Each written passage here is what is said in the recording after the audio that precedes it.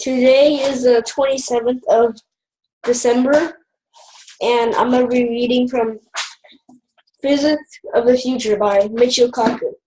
And so, brief overview about who Michio Kaku is. He is a Japanese theoretical physicist who teaches theoretical physics at the University of New York. And he's a co-founder of the string theory, and he published many books on science that are famous worldwide.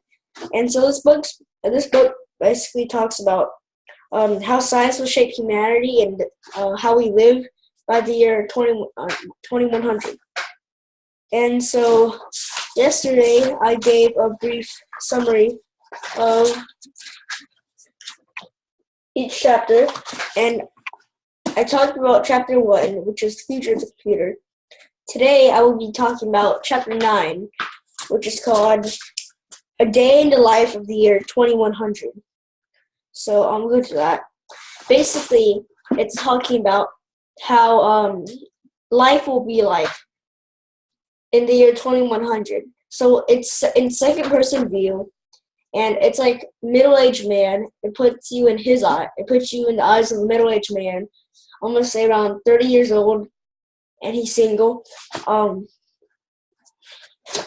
he has a job, and basically just a second person view on his life. So I'm off to that page, and I'm going to be reading one section from that so you get an idea about what it talks about. So chapter 9, A Day in the Life of 2100. January 21st, 2100, 6:15 a.m. After a night of heavy partying on New Year's Eve, you are sound asleep. Suddenly, your wall screen lights up. A familiar face appears on the screen. It's Molly, the software program you bought recently. Molly announces cheerily, "John, wake up. You're needed at the office. In person. It's important." "Now wait a minute, Molly. You've got to be kidding me," you grumble. "It's New Year's Day, and I have a hangover. What could possibly be so important anyway?"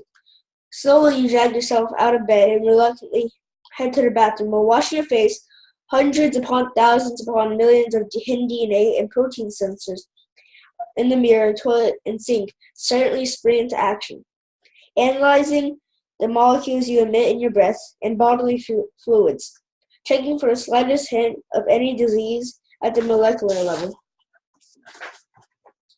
Leaving the bathroom, you wrap some wires around your head, which allow you to telepathically control your home.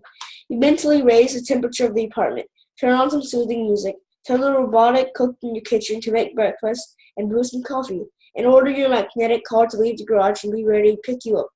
As you enter the kitchen, you see the mechanical arms of the robot cook preparing eggs just the way you like them. Then you put your contact lenses and connect to the internet. Blinking, you see the internet as it shines into the retina of your eye. While drinking hot coffee, you start scanning the headlines that are flashing in your contact lenses.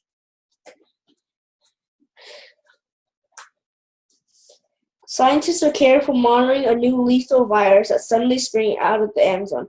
So far, it seems confined to a small area, but there is no known cure.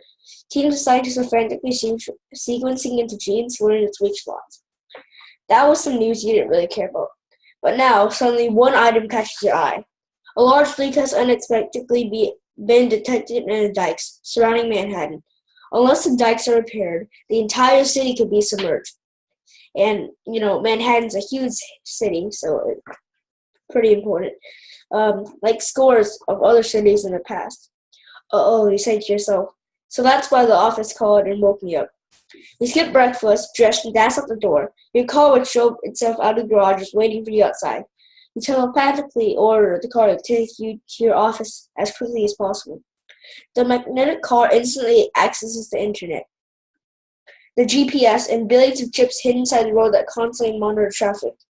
Uh-oh, you say to yourself. You love cruising in your magnetic car. There are no bumps or potholes to worry about, since it's hovering over the road. Best of all, you barely need to fuel up, since there's almost no friction to slow it down. It's hard to believe, you muse to yourself, that there was an energy crisis in the early part of the century. You shake your head, realizing that most energy was wasted in overcoming friction. You remember when some superconducting highway first opened. The media lamented that the familiar age of electricity was coming to a close. Ushering in the new age of magnetism, and actually you don't miss the age of electricity one bit. Glancing outside, seeing sleek cars, trucks, and trains whizzing past you in the air, you realize magnetism is the way to go and saves money in the process. Your magnetic car down cruises past a steady dump.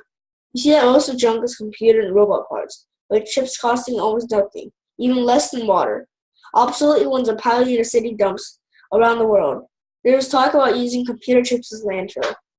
So that is the first section, and the section, there is no name for it actually. And above where it says chapter 9, there's a quote to the chapter, and it says, from Aristotle to Thomas Aquinas, perfection meant wisdom rooted in experience and in the relationships by which the moral life is learned through example. Our perfection lies not in gene enhancement, but in the enhancement of character. And Stephen Post said that.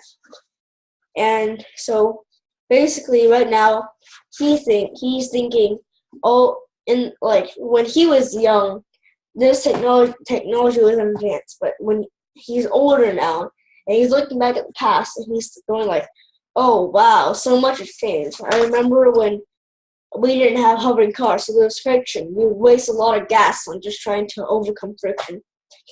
But he's starting to get the hang of the future and all that tech and stuff. And so yeah, it's basically what chapter 9 is about. And okay.